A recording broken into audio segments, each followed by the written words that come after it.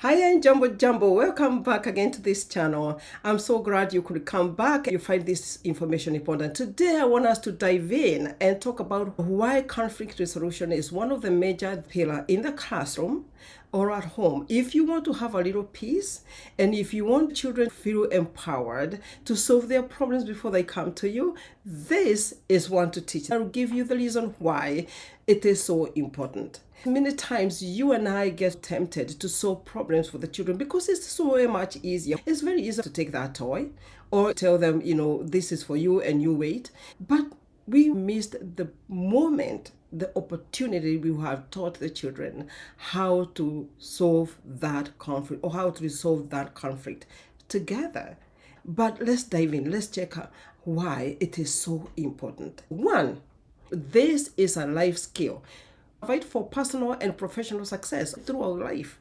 But when you start early, the better it is for the success of that child. They will grow knowing this is as the norm. Number two, it promotes emotional tolerance. It helps that child be able to develop that muscle and go forth solving their problems without feeling cheated and without feeling that they lost something. It helps them learn to resolve their own conflict together with mutual understanding by themselves. It encourages empathy. For example, when the children are fighting, child A and child A has taken child B's toy, and when they agree, but you can play with it, and when you're done, give it to me.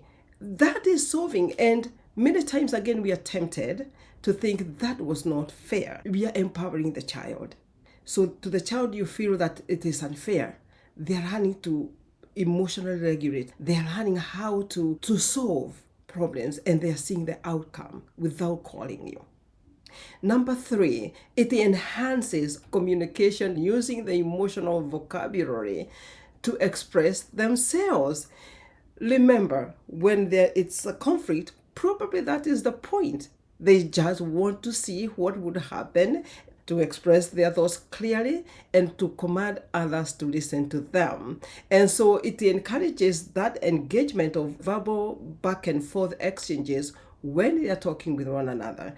And our job again is to remind them that there is the ground rules, that we talk softly to our friends, we are nice to our friends, and they remember they are practicing. Number four is my favorite. It does help them build stronger relationships. Now, this of course is caution, but bear with me here and walk with me. When we help children resolve problem, let's say for example the child is saying, you're not my friend. Most of the time that is not what they mean. They mean, I need some space and right now I want to play alone. But they don't have those words. So helping them later get there and express themselves that way, it helps them be able to understand one another. That, oh, it is not that they never wanted to be my friend, they just wanted space. It helps them want to collaborate, negotiate, or compromise, and it strengthens their bond. So they will be able to give and take. No, now I cannot just go and knock down my friend's tower. They start having mutual respect to one another's space and well-being. They start advocating for one another. You should see them in the classroom. So and so did this and so did this. It's very important. Number five, reduce aggressive behavior in the classroom. When we teach children how to speak, most of the time in my classroom, I'll say, you decided to use your teeth to talk to your friend. And what can you do in the next time? And children will come up with their ideas. So now children start regulating themselves to know, oh, when I hate, I am communicating. So what is the better way for me to communicate without hurting my friend? And when you do that, it is so successful and it decreases the instances of bullying, and you empower the other child or children to be able to stand and say, no, I don't like that. You hurt my body. Before they come to you. Again, we are looking for ways where children can resolve their own problems without first coming to you to tell or to report, because already the incident has happened. You want the child, as soon as that happens, the child is equipped in a constructive way to say, that was my toy, I was not done with it. Number six, It helps boost their self-esteem. It is really a muscle that they're building. They feel empowered. They feel they can be able to handle disputes by themselves and independently. And most of the time, again, don't say anything. Yes, give props of positive reinforcement, but there are times you back off completely because that is not what they were looking for. Number 7, it fosters a positive learning environment where there is no aggressive behavior, where you teacher, you're not being distracted to solve problems, and the children are happier. The children are feeling safer. When there is a child who probably hates or a child who is aggressive, they're not doing that because they are planning to be not nice. In my experience, that is not what I know the problem is. They are looking to connect, but they do not know how to connect. Think about that for a moment. By the time the child becomes agitated and start crying, to the time they recover, it could be a whole 10 minutes. And 10 minutes for the child is eternity. It's a long time. Number 8, it prepares them for the next grade. If they're 3 years old, it helps them to be in the fourth. If they're 4, it helps them to be in a pre-K and then to kindergarten. And guess where they take that skill? To adulthood. Number 9, it encourages them to critical thinking. They're thinking really, really hard. How else can I?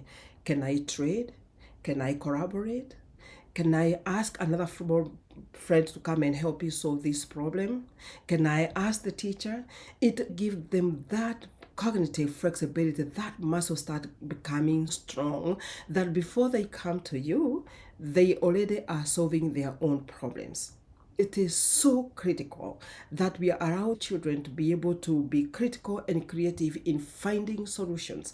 The solution they are finding may not be that which you would choose or favor, but hey, it is a solution. Number 10 allows every child to be included. It does. Children have different needs, wants, actions at different times, and thus they start exchanging. And in that, it promotes every child feels seen, heard, and understood. You hear children among themselves, he is my friend. Why? Because they just felt understood. The child feels responsible and accountable to whatever happens in that cute environment and community they are creating for themselves. They start protecting each other. So and so of my class, leave them alone. Or that is my friend. Can I give you a hug? Understand, they feel responsible that I can help my friend be able to feel better. Thank you so much again for joining me again. Please consider to comment. Let me know what has worked for you, what you have done to help children resolve conflicts. Thank you so much. See you in the next video.